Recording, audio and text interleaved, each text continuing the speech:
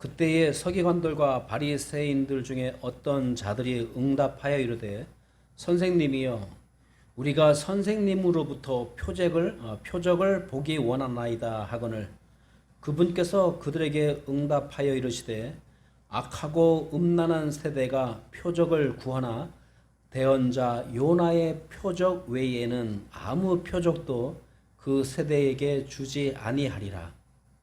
요나가 밤낮으로 사흘 동안 고래 뱃속에 있었던 것 같이 사람의 아들도 밤낮으로 사흘 동안 땅의 심장부에 있으리라. 심판 때에 니느웨 사람들이 이 세대와 함께 일어나 이 세대를 정죄하리니 이는 그들이 요나의 선포로 인해 회개하였기 때문이거니와 보라 요나보다 더 큰 이가 여기 있느니라. 심판 때에 남쪽 여왕이 이 세대와 함께 일어나 이 세대를 정죄하리니 이는 그녀가 솔로몬의 지혜를 들으려고 땅의 맨 끝 지역에서 왔기 때문이거니와 보라 솔로몬보다 더 큰 이가 여기 있느니라. 아멘. 그동안 우리가 한 번도 경험해 보지 못했던 그런 삶을 우리가 오래 살고 있습니다. 앞으로 또 우리가 어떤 또 새로운 것을 경험하게 될지 잘 모르겠지만 그러나 중요한 사실은 이 세상에는 진리가 있다는 사실이죠.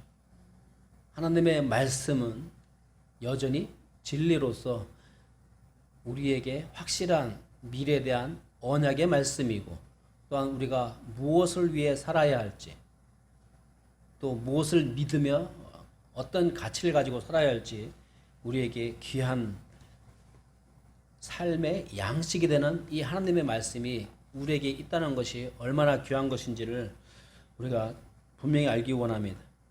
오늘은 특별히 유대인들이 예수님을 향해서 이런 것을 요구하죠. 선생님이요 우리가 선생님으로부터 표적을 보기 원하나이다. 당시 유대인들은 표적을 구하고 있는데 유대인들이 구한 이 표적은 어떤 의미였을까? 이것을 한번 생각해 보려고 합니다. 이스라엘의 2000년 역사 속에서 하나님은 그들에게 한없는 은혜를 베푸시는 가운데 표적을 행하셨습니다. 하나의 예를 들어보게 되면 모세를 통해서 이스라엘 백성들이 출애굽하게 될 때 10가지 재앙을 통해서 그들은 이집트에서 나와서 광야 생활을 거치면서 약속의 땅으로 가게 되는 과정을 우리는 성경에서 보게 됩니다. 자, 이스라엘 백성들은 10가지 재앙을 통해서 특별히 구별되어진 하나님의 백성으로서의 특권을 그들은 분명히 경험할 수 있었습니다. 여러분도 기억하듯이 갑자기 홍해가 앞에 길을 막고 있습니다. 뒤에서는 파로 군대가 보낸 이집트 병사들이 잡으러 오고 있습니다. 그런 절체절명의 순간에 하나님은 모세의 기도를 통해서 홍해를 동풍으로 가르시고 이스라엘 백성들이 그 바다를 건너게 하신 것, 이것은 엄청난 표적 아니겠습니까? 자, 그러나 여러분은 아시겠지만은 그러한 표적을 경험한 이스라엘 백성들이 광야에 나가서 더욱 하나님을 신뢰했을까요? 아니면 하나님을 향해서 늘 불평과 불만을 쏟아냈을까요? 우리가 잘 알고 있는 것처럼 그들의 광야의 삶은 늘 불평과 불만과 원망의 삶이었습니다. 언약의 백성으로서 하나님께서 약속하신 언약의 땅을 가고 있음에도 불구하고 그들은 늘 과거를 바라보면서 이집트에 있을 때는 그래도 먹고 마실 것이 있었는데 그러나 그들 눈앞에 펼쳐지고 있는 광야 속에는 먹을 것도 보이지 않고 마실 물도 보이지 않습니다. 하나님의 은혜 가운데 그들은 만나와 메추라기를 매일 공급받고 있음에도 불구하고 하나님께서 보여주시는 그 표적을 통해서 그들이 하나님을 향한 더 신뢰의 마음이 커졌느냐? 전혀 그렇지 못하다는 것을 우리는 알게 됩니다. 우리는 구약 성경을 통해서 엘리야를 만나게 되고 엘리사를 만나게 되고 수없이 많은 하나님의 표적을 그런 여러 대언자들을 통해서 또한 여러 하나님의 사람들을 통해서 보여주셨건만 그 이스라엘 백성들은 늘 하나님으로부터 멀어져가는 오히려 하나님을 배신하고 우상 숭배의 삶을 살았던 것을 보게 됩니다. 표적은 사실 이스라엘 백성들에게 있어서 이스라엘이 어려운 시기에 있을 때 하나님께서 그들과 함께 하시며 그들을 보호하고 계심을 보여주시는 표적이셨음에도 불구하고 그들은 여전히 하나님에 대한 신뢰가 그렇게 돈독하지 못하였음을 우리는 잘 알고 있습니다. 자, 오늘 말씀에서도 보면 예수님께 유대인들이 표적을 구합니다. 그때 예수님이 뭐라고 말씀하십니까? 악하고 음란한 세대가 표적을 구한다고 책망하십니다. 왜 예수님께서 책망하고 계실까? 한번 상상해 여러분 생각해 보시기 바랍니다. 성경을 우리가 구약 성경을 알고 있으니 왜 그런 특별한 기적을 표적을 구하시는데 왜 하나님 예수님은 그들을 책망하고 계실까? 그 이유는 뭐겠습니까? 첫 번째 기억할 것은 바리새인들이 표적을 구한 것은 뭐냐? 단지 예수님을 향한 불신의 표현이었다는 사실이죠. 하나님은 표적을 통해서 그들에게 하나님을 왜 의지하고 신뢰하며 하나님을 믿고 따라야 하는지를 보여주시려고 하셨지만 표적을 경험한 이스라엘 백성들은 늘 언제나 주님을 향해서 불신을 나타내고 오히려 우상 숭배를 찾아가는 세상의 가치를 따라가는 인간의 탐욕을 따라 살아가는 이스라엘의 모습이었습니다. 자, 지금도 예수님께 표적을 구하고 있지만 사실은 그 의도 속에는 그들은 이제 하나님의 이름으로 사실 사람들로부터 존중받고 잘 먹고 잘 살고 있습니다. 사람들로부터 존중받는 흔들리지 않는 그런 기득권을 가지고 살아가는 그런 종교 지도자들이죠. 잘 먹고 잘 살고 있는데 갑자기 예수님이 나타나서 이들을 향해서 위선자라고 책망하십니다. 절대 듣고 싶지 않은 이야기죠. 그러니까 당신이 정말로 하나님께로부터 온 선지자고 하나님의 아들이거든 표적을 통해서 증명하라 이런 얘기죠. 그 말은 뭐냐? 당신을 신뢰할 수 없으니 표적이라도 보여주시오. 이런 이야기란 말이에요. 사실 우리가 이 마태복음 앞부분을 읽어보면 예수님은 여전히 소외된 사람들을 찾아가시고 병든 자를 찾아가시고 마귀 들린 자를 찾아가셔서 그들을 치유하시고 고치셨던 것을 보게 됩니다. 표적을 행하셨죠. 그렇지 않습니까? 단지 이 바리새인들 유대인들이 믿으려 하지 않았을 뿐이지 불신에 빠져 있었을 뿐이지 주님은 그들에게 표적을 보여주셨단 말이죠. 가나에서 물로 포도주를 만드시고 갈릴리에서 나병 환자를 고치시고 마귀에 들린 자를 고쳐주셨습니다.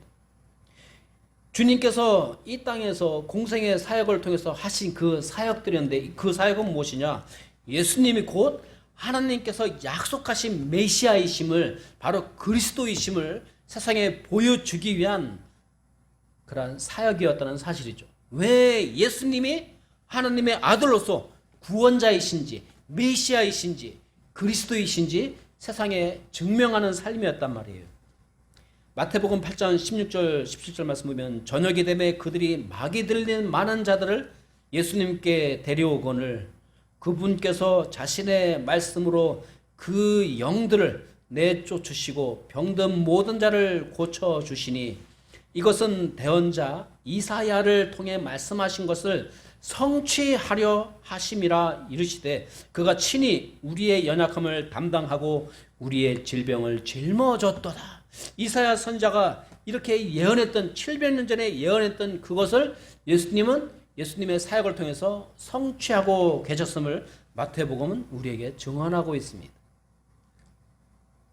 예수님이 이미 표적을 행하셨고 표적을 통해서 예수님은 바로 메시아이심을 분명히 드러내고 계셨던 것이죠. 사실 이 12장 전반부에서도 보게 되면 안식일 날에 손 마른 사람을 고치셨어요. 마귀를 쫓아내고 귀신을 쫓아내고 손 마른 자를 고치시고 귀신 들린 자는 눈을 뜨게 하고 말을 하게 했단 말이에요. 자, 따지고 보면 표적을 행하신 것이죠. 그런데 오히려 이 바리새인들은 주님께 뭐라고 하느냐? 바알세붑의 힘을 얻어서 바로 마귀의 왕의 힘을 빌어서 귀신을 쫓아낸다고 중상모략하였던 것을 보게 됩니다. 예수님 양은 신성모독이죠. 주님은 귀신을 쫓아내는 것을 그들에게 보이셨지만 그들이 믿지 않자 예수님이 말씀하십니다.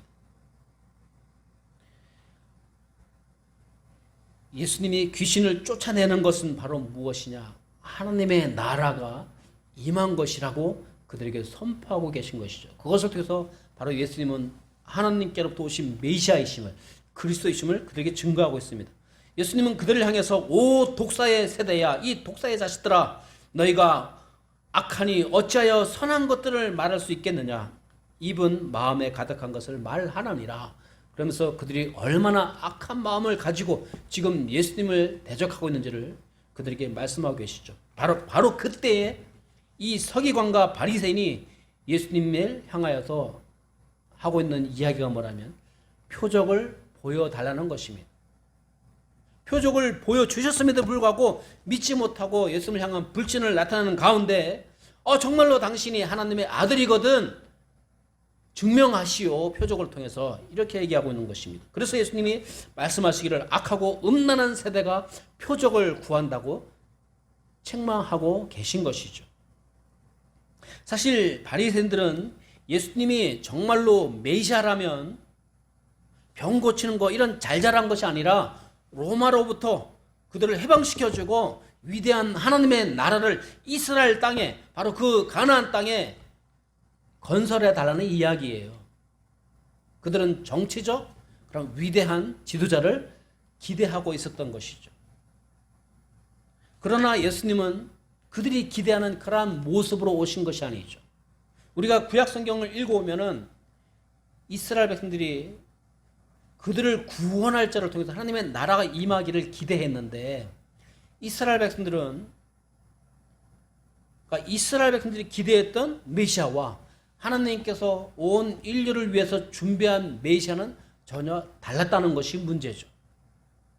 자, 이사야 선지자가 이 메시아에 대해서 예언할 때 어린 아이 같고 봄에 나오는 이런 순, 그냥 살짝 꺾으면 꺾어지는 이런 아주 약한 모습으로 오실 것임을 말씀하고 있었습니다.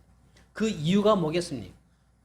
그는 우리의 질병과 우리의 모든 죄악을 대신 담당하셔야 하기 때문에, 여러분 우리가 미국 영화를 보게 되면 슈퍼파워로 히어로 영화가 있어요.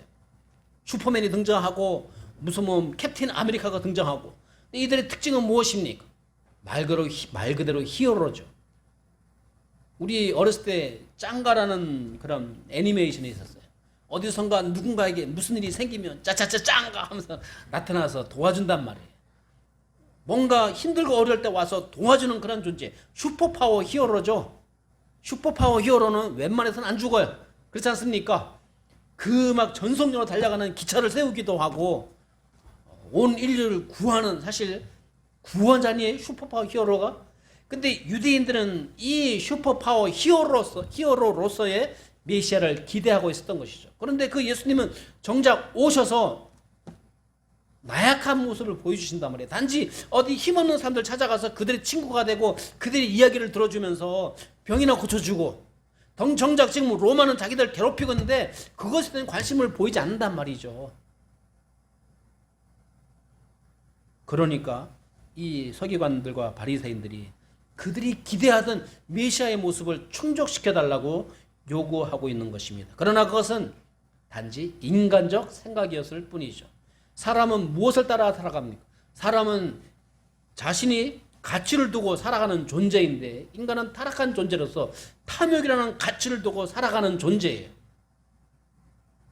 이스라엘 백성들이 가나안 땅에서 바로 하나님께서 약속하신 그 언약의 땅, 가나안 땅에 정착해서 살았지만 사사시대와 왕정시대를 거치면서 그들은 하나님을 잘 섬겼느냐? 그렇게 하지 못했죠. 그 이유가 무엇일까요? 그것은 그들의 욕심을 따라 살았기 때문입니다. 그래서 가나안 땅의 우상 숭배의 특징은 무엇이냐? 인간의 탐욕을 정당화시키는, 신의 이름으로 인간의 욕심을 정당화시키는 기능을 하였던 것이 우상 숭배예요. 오늘 이 시대도 마찬가지죠. 자, 이 시대는 우리의 우상이 무엇이냐? 물질 만능주의예요. 우리가 저 돈만 좀 있으면 잘 먹고 잘 살 것 같고 행복할 것 같은 착각을 불러일으킵니다. 그러나 그것은 결국은 만모니즘, 결국은 돈을 우상시하는 우상 숭배일 뿐이다. 많은 성도들이 오늘 이 시대를 살아가고 있습니다. 기독교인이라는 이름으로 살아가고 있어요.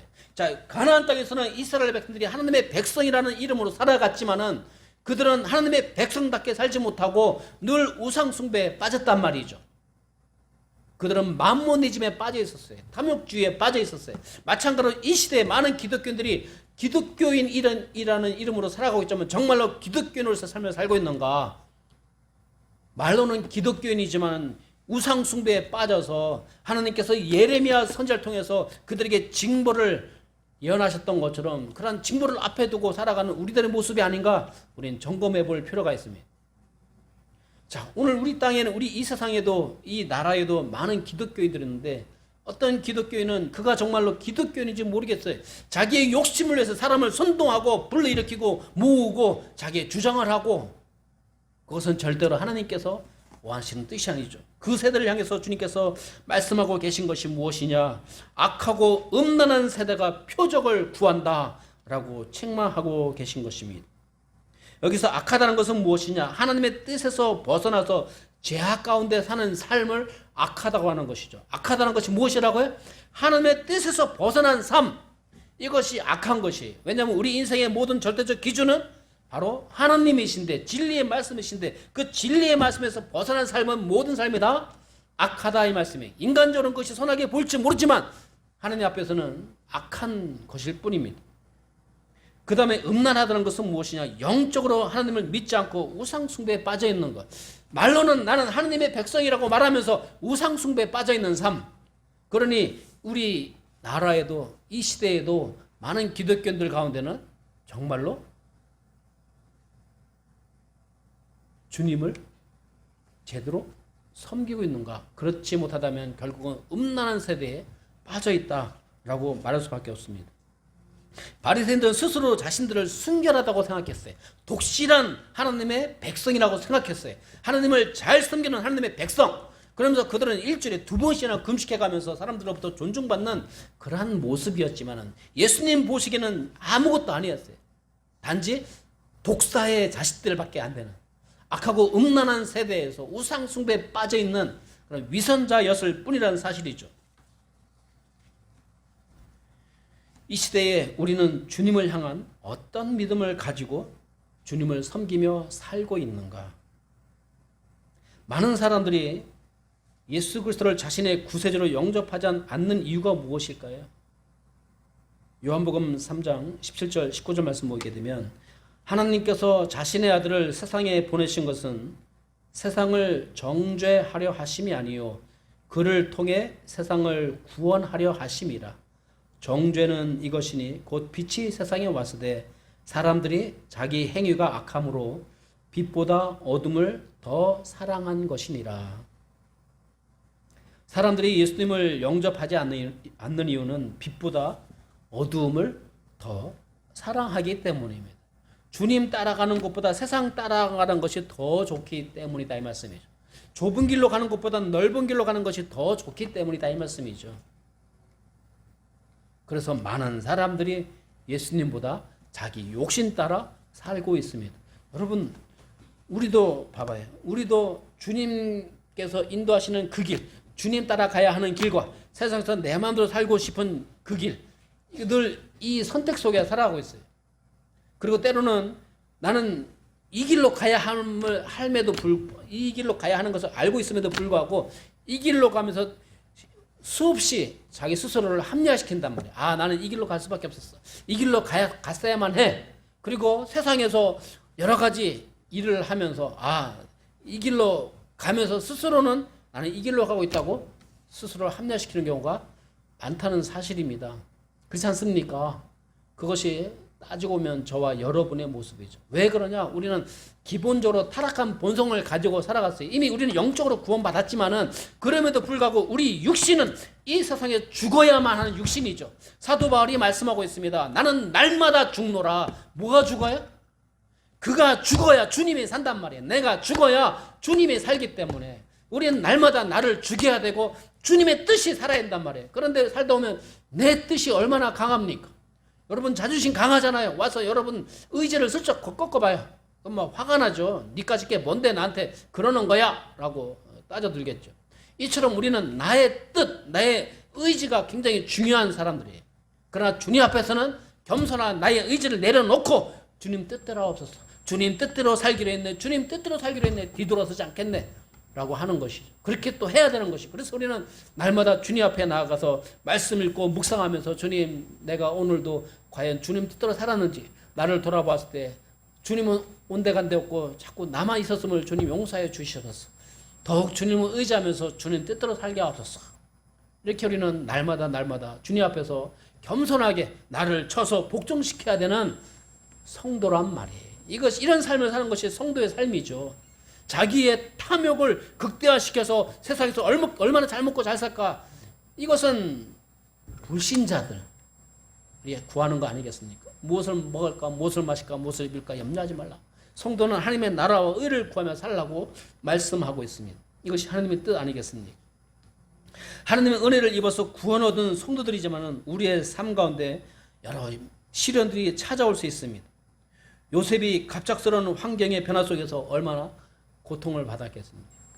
욥, 여러분이 잘 아는 것처럼 욥도 마찬가지죠. 갑자기 자식이 죽고 질병으로 큰 고통을 겪었던 사람이기도 합니다. 하나님 보시기에는 정말 당대의 의로운 사람이었지만 가장 의로운 사람이라고 칭찬받는 그 사람에게도 똑같이 그런 고난의 시간이 찾아왔단 말이죠. 우리도 마찬가지죠. 우리도 삶 속에서 희로애락이 있지 않습니까? 언제 어디서 고난의 순간이 찾아올지 모릅니다. 그런데 우리가 때때로 하나님의 은혜를 구하기보다는 조건을 가지고 하나님과 흥정하려는 유혹에 빠지기도 합니다. 그러나 하나님이 기뻐하시는 참된 믿음은 사드락, 메삭, 아벳느고처럼 어떤 조건에서도 하나님을 신뢰하며 순종하는 것. 내가 뭔가 잘 될 때는 하나님 감사해요 하다가 뭔가 험리고 어려우면 하나님 나를 버리셨나요? 주님은 어디 가셨나요? 왜 온데간데 없으신가요? 하면서 원망하는 것이 저와 여러분의 모습 아닙니까? 뭔가 잘 되면 행복하죠. 야, 주님 나 축복하셨어. 감사해요. 그러나 뭔가 내가 잘못됐으면 사람들이 너 축복받았어 라고 말 못하죠. 나 자신도 나를 향해서 내가 지금 축복받은 사람이야 라고 말 못하지 않습니까? 사실은 내가 예수님을 구원받은 그 순간 이미 축복은 나에게 임한 것이고 하나님의 나라가 나에게 보장되어 있음에도 불구하고 이거보다 더 큰 축복이 어디 있겠습니까? 그런데도 불구하고 세상에서 뭔가 좀 잘 안 되면 주님은 도대체 나와 함께 하신다더니 어디 가셨나요? 라고 원망할지 모르겠습니다. 사드락, 메삭, 아벳느고 그들은 이렇게 고백하죠. 그리 아니하실지라도 오 왕이여 우리가 왕의 신들을 섬기지 아니하고 왕께서 세우신 금 형상에게 경배하지도 아니할 줄을 왕은 아옵소서. 비록 그들이 기대하던 사드락, 메삭, 아벳느고가 그들이 기대하는 삶의 미래가 펼쳐지지 아니할지라도 우리는 하나님만을 섬기겠습니다 라고 말하는 것이죠. 우리가 살면서 여러분이 앞으로 어떤 어려움을 당할지 몰라요. 예기치 않은 질병이 찾아올 수도 있고 어떤 사고가 찾아올 수도 있고 그렇지 않습니까? 항상 꽃길만을 걸을 수만은 없는 것이죠. 자, 그럴 때에 그럼에도 불구하고 주님이 나와 함께 하시니 저는 행복합니다. 난 행복합니다. 정말 행복합니다. 이렇게 고백할 수 있기를 원합니다. 그러므로 우리가 구해야 할 것은 하나님이 주시는 표적이나 문제 해결이 아닙니다. 하나님이 이미 우리의 문제와 그 문제를 해결하는 것을 다 알고 계시죠. 그러므로 우리가 구해야 할 것은 무엇이냐? 바로 예수 그리스도의 표적이라는 사실입니다. 이게 무슨 말일까요? 예수 그리스도의 표적을 믿는 것. 자, 주님은 악하고 음란한 세대가 표적을 구하지만 예수님은 그들에게 어떤 표적밖에 보여줄 것이 없다고요? 너희들에게 정말로 필요한 것은 무슨 표적이라고요? 요나의 표적이라고 했어요. 자, 지금 이 바리새인들에게 정말로 필요한 것은 요나의 표적이다. 이 말씀을 우리가 여러분 잘 아시겠지만 다시 한번 정리해 볼까요? 자, 요나가 밤낮으로 사흘 동안 고래 뱃속에 있었던 것 같이 사람의 아들도 바로 예수님 그 자신도 밤낮으로 사흘 동안 땅의 심장부에 있으리라. 이 말씀을 하고 계십니다. 여러분 요나 이야기는 잘 아시지 않습니까? 니느웨에 가서 하나님이 심판을 선포하라고 사명을 주셨지만 그것을 감당하기 싫어서, 왜냐하면 니느웨 사람들이 망했으면 좋겠거든요. 그래서 오히려 반대 방향 다시스로 도망가다가 풍랑을 만나서 물고기 뱃속에 들어갔다가 어쩔 수 없이 다시 또 주님께서 뱉어주시니 또 나와서 니느웨에 가서 말씀을 전하는 이야기를 듣게 됩니다. 자, 요나가 밤낮 사흘을 큰 물고기 뱃속에 있으면서 그는 회개하고 다시 나와서 니느웨에 가서 말씀을 전하고, 말씀을 전하자 그곳에 놀라운 변화가 있었던 것을 보게 됩니다. 자, 이 요나의 물고기 뱃속에 있었던 그 사실을 이야기하면서 예수님께서도 밤낮 사흘 동안 땅속에 있을 것임을 말씀하고 있습니다. 이것은 무엇입니까? 예수님의 죽으심과 부활을 말씀하고 있는 것이죠. 정말 이 유대인들과 바리새인들에게 필요한 것은 바로 그 표적을 보여달라는 목적이 뭐였어요? 그 표적을 보고 당신이 하나님의 아들인지 메시아인지를 우리가 판단하겠다라고 한 것이 아니었겠습니까? 그러니 예수님께서 그들에게 보여줄 수 있는 표적은 무엇이냐? 예수님의 죽으심과 부활이란 말이에요. 여러분, 우리가 구원받는 것도 무엇을 통해서 구원받는 겁니까? 그 표적이죠. 예수님의 죽으심과 부활, 나의 죄를 대신 담당하시고 죽으시고 3일 만에 부활하신 그 사건을 내가 믿음으로 구원받아서 예수님이 메시아이심을 내가 확실히 깨닫게 되었고, 그래서 하나님의 자녀가 된 것이 아닙니까? 바로 온 인류에게 필요한 것은 바로 이것이죠. 예수 그리스도가 행하신 그 표적이란 말이에요. 죽으심과 부활. 이것이 바로 천하인간의 구원을 얻을 만한 다른 이름을 주신 적이 없지만 예수님을 통해서 그 길을 완성하셨음을 성경은 선포하고 있는 것입니다. 여러분, 구약 성경에서도 예수님이 부활에 대해서 선포하고 있는 것을 보게 됩니다. 메시아의 부활. 시편 16편에 보면 이는 주께서 내 혼을 지옥에 남겨두지 아니하시고 주의 거룩한 자가 썩음을 보지 아니하게 하실 것이기 때문이니라. 다윗은 영혼이 부활하여 하나님께로 돌아갈 것에 대해서 기록하고 있습니다. 왜냐하면 자신의 영혼은 죽은 자가 가는 지옥에 버림받지 않을 것임을 그는 확신하였기 때문입니다. 또한 주님의 거룩한 자가 썩지 않을 것이라고 말씀하고 있는 것이죠. 이것은 곧 무엇이냐? 바로 메시아가 죽은 후에 썩지 않고 다시 살아나서 다시 부활할 것임을 말씀하고 있는 것입니다. 예수 그리스도의 빈무덤과 부활은 바로 예수님이 하나님의 아들이시며 구원자이심을, 그리스도이심을 증명하는 것입니다. 그래서 사도 바울은 유대인은 표적을 구하고 헬라인은 지혜를 찾으나 우리는 십자가에 못 박힌 그리스도를 전한다라고 선포하고 있습니다. 여러분 잘 아는 것처럼 유대인들은 표적을 구하였습니다. 표적을 통해서 하나님을 만나고 싶어 했죠. 사실 하나님은 많은 표적을 행하여 주셨습니다. 그러나 그들은 정작 메시아를, 바로 하나님이 인간의 몸을 입고 오신 그 메시아이심에도 불구하고 그 메시아를 목격한 유대인들은 예수님을 영접하지 않았어요. 헬라인들, 이 그리스 사람들은 지혜와 철학을 통해서 진리를 찾으려 했던 사람이죠. 지금도 그리스 철학이 많은 철학자들에게 영향을 끼치고 있어요. 정말 심오한 생각이죠. 그 심오함 속에서 그들은 신을 찾으려고 했습니다. 그러나 그들은 예수님을 만나지 못했어요. 신이 인간의 몸을 입고 오신 그분을 그들은 알아보지 못했단 말이에요. 누구만 알아볼 수 있습니까? 십자가에 못 박히신 예수님을 믿는 자들만이, 그분이 죽으심과 부활을 믿는 자만이 예수님을 만나볼 수 있었다는 사실입니다. 예수님이 다시 살아나셨을 때에 예수님의 그 다시 살아나신 영광스러운 몸을 누구에게 보이셨을까요? 아무에게 보여주지 않으셨어요. 성경 사도행전을 읽다 보면, 또한 이 사복음서에도 부활 이후의 이야기를 보게 되면 거룩하신 예수님의 그 몸은 오직 예수님을 믿는 자들에게만 보여주셨다는 사실이죠. 지금도 마찬가지예요. 많은 사람들이 예수라는 이름을 부를 수는 있지만 그 예수님이 우리의 구원자시고 하나님의 아들심을 누구만 인정합니까? 믿는 자만이 인정하고 그분을 믿고 그분의 말씀 따라 인생을 살려고 하지 않습니까? 자, 이제 모든 것은 마지막 날에 판명이 되죠. 세상 끝날에 이제 그 예수님은 만왕의 왕으로서 이 땅에 오셔서 세상을 심판하게 되실 것입니다. 영생의 부활과 심판의 부활로 사람들은 주님 앞에 서게 되겠죠. 우리는 어디에 속한 자라고 고백할 수 있습니까? 하나님의 자녀라면 부활에, 영생의 부활에 참여한 자임을 우리는 당당히 밝힐 수 있어요. 구원받은 자들에게는 성령님이 함께 하시고 이 사람이 하나님의 아들이심을, 이 사람이 바로 하나님의 자녀임을 성령님은 도장을 찍어놨다고, 인치셨다고, 이 사람은 하나님의 백성이요 라고 증언할 것임을 성경은 분명히 말씀하고 있습니다. 그러므로 우리의 표적은 무엇이라고요?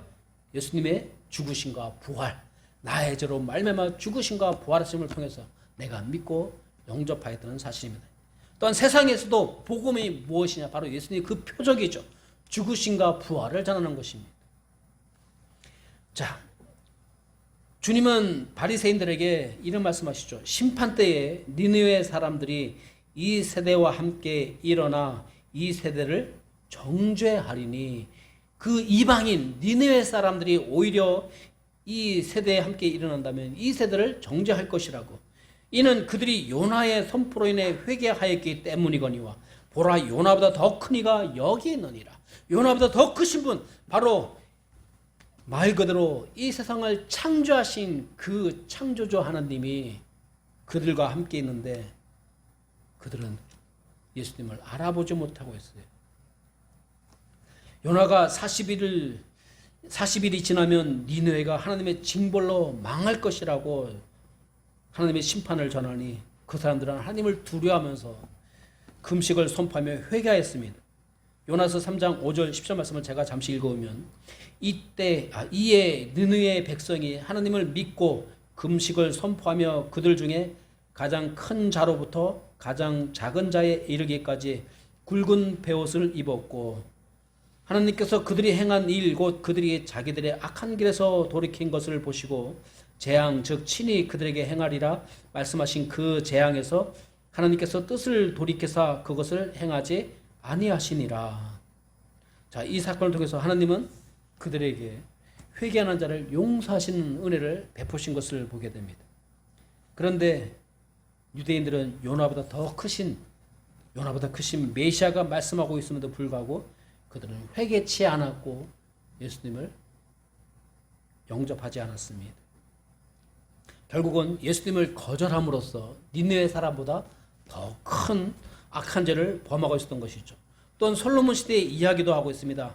12장 42절 말씀 보면, 심판때에 남쪽 여왕이 이 세대와 함께 일어나 이 세대를 정죄하리니 이는 그녀가 솔로몬의 지혜를 들으려고 땅의 맨 끝 지역에서 왔기 때문이거니와 보라, 솔로몬보다 더 큰 이가 여기 있느니라. 솔로몬 시대의 스바 여왕이 먼 곳에서 찾아왔습니다. 먼 곳 아프리카에서 찾아와서 솔로몬과 대화를 나누려고 찾아왔어요. 솔로몬에게 지혜를 배우려고요.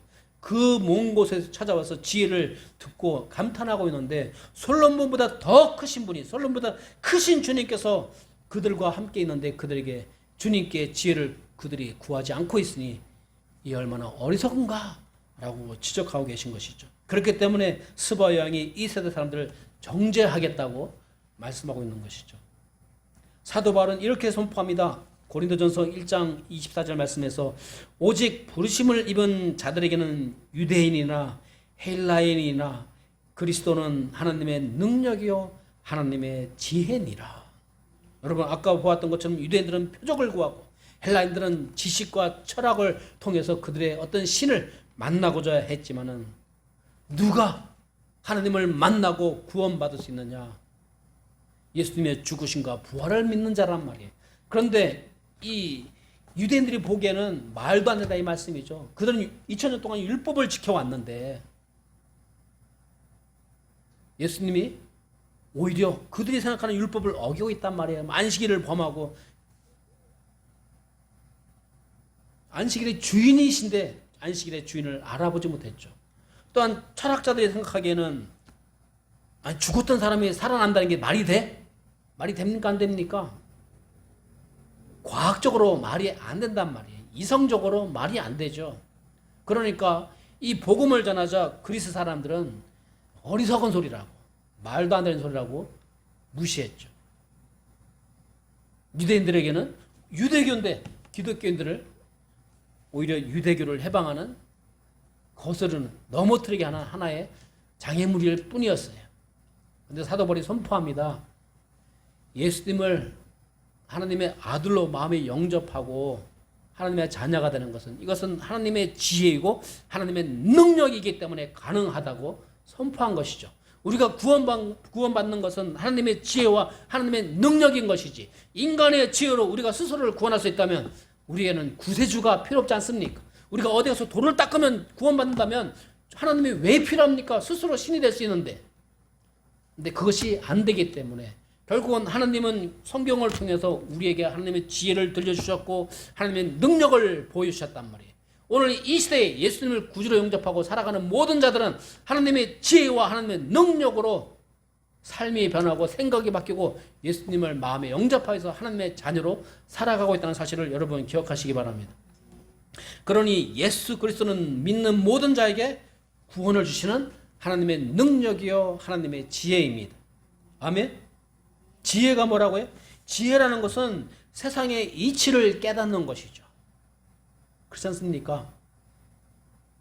근데 세상의 이치를 깨달으려면 세상이 어떻게 생겨나서 지금 어떤 과정을 거치고 이 세상은 마지막 날 어떻게 될까? 인생을 향한 지혜를 생각한다면 우리는 어디서 와서 무엇을 위해 살다가 어디로 가는 존재인가? 이것에 대한 것을 아는 것, 이것이 지혜 아니겠습니까? 성경에 의하면 우리는 하나님의 섭리 가운데서 하나님께부터 생명을 받아서 이 세상에 존재하게 되었고, 그러면 이 세상에서는 왜 살아야 하느냐? 하나님의 뜻에 순종하면서 살아야 되고, 그럼 우리는 어디로 가야 되는 인생이냐? 다시 하나님께로 돌아가야 하는 인생. 이것을 깨닫는 것이 세상의 이치 아니겠습니까? 인생의 이치인 것이죠. 아멘. 이것이 지혜입니다. 그런데 스스로 지혜 있다고 하지만은 하나님을 버리고 우상을 숭배하며 철학과 지식을 신뢰하는 자들, 자신의 지식을 신뢰하는 자들, 이런 사람들은 지혜로운 자가 아니라 어리석은 자라는 사실입니다. 결국은 이 세상 최고의 지혜는 죄와 심판으로부터 구원하여 주시는 예수 그리스도의 대속의 죽으심과 부활을 믿어서 죄의 문제가 완전히 해결되어 구원받은 하나님의 자녀라는 사실입니다. 이것을 소유한 자들이, 이 지혜를 소유한 자들이 바로 하나님의 자녀라는 사실을 우리는 정말 기쁘게 받아들여야 됩니다. 그러니 이 세상에서 가장 지혜로운 자가 누구입니까? 구원받아서 하나님의 자녀로 살아가는 순수한 기독교인이 아니겠습니까? 그러니 우리의 가치를 하나님의 말씀에 두고 나의 표적은 예수 그리스도야, 이런 확신 속에서 세상에서 어떤 환경에 있든지, 내가 어떤 지위에 있고 어떤 직업을 가지고 무엇을 하든지 나와 함께 하시는 주님을 통해서 우리가 힘을 얻고, 또한 힘들고 어릴 때는 주님으로 말미암아 더 용기를 내고, 또 뭔가 잘 될 때는 주님을 더욱 찬양하고 감사하고 늘 하나님을 예배하는 삶을 통해서 주님께서 기뻐하시는 성도의 삶이 되기를 간절히 소망합니다. 기도하시겠습니다. 찬양과 존귀와 영광을 받으시기 합당하신 하나님 아버지, 주님의 은혜 가운데서 오늘 저희들 예수님께서 말씀하시는 요나의 표적에 대해서 함께 말씀을 나누었습니다. 결국은 예수님의 죽으심과 부활을 통해서 유대인이든 이방인이든 그 누구든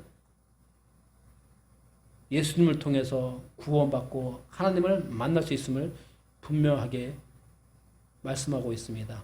하나님 아버지, 우리가 하나님의 자녀로 살아가는 것이 얼마나 큰 특권이고 지혜이고 축복인지를 분명히 알고 우리가 좀 더 힘이 있고 능력 있는 삶을 사는 탁월한 이 시대의 그리스도인의 삶이 될수록 축복하여 주시옵소서. 모든 것을 주님께 감사드리며 예수님의 이름으로 기도하여 싸움나이다. 아멘.